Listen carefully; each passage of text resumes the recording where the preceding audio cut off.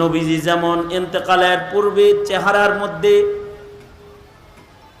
বিষের যন্ত্রণার ছাপ এসেছে এবং নবীজি বিষের যন্ত্রণা অনুভব করেছেন,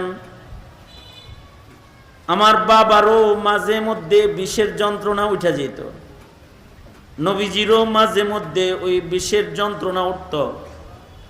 নবীজি আসমা উল হোসনা পড়ে দম করতেন, আবার ভালো হয়ে যেত। আমার বাবারও বিষের যন্ত্রণা উঠত মাঝে মাঝে। যেই বিষের যন্ত্রণা আমার বাবার দেহে গারে সোর থেকে সাপের কামড়ের মাধ্যমে দেহে ঢুকছিল, মৃত্যুর সামান্য পূর্বে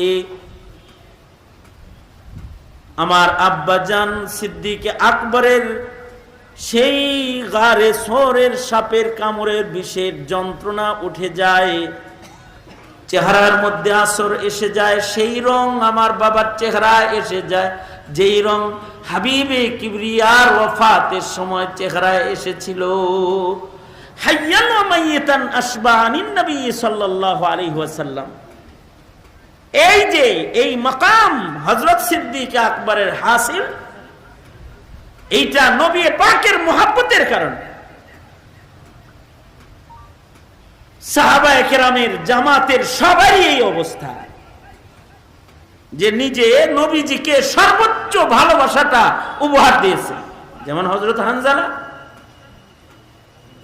যে নবী পাকের প্রেম প্রকাশ করতে গিয়ে গোসল বর্জন করেছে, অথচ ওনার বিবি ওনাকে তামবিহ করেছে যে আপনি নাপাক, গোসল করে যান। হানজালা বলে, কার জন্য গোসল করব? আমি তো শহীদই হয়ে যাব, আমার নবী নাই, আমিও তো নাই। এবং যুদ্ধের ময়দানে চলে গেছেন। এই যে নিজের পবিত্রতার দিকেও নবীর প্রেমে তাকাইতে পারে নাই, অর্থাৎ নিজের বদনী পবিত্রতার চাইতেও নবী পাকের মুহাব্বতটাকে উপরে উঠায়া দিছে। তখন লাভ কি হয়েছে?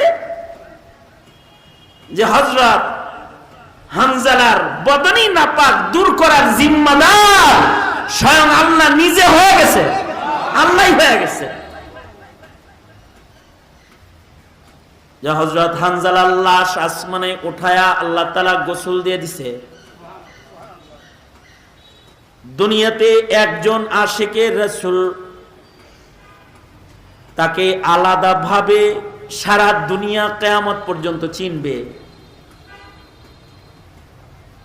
সেই আশিকে রাসূল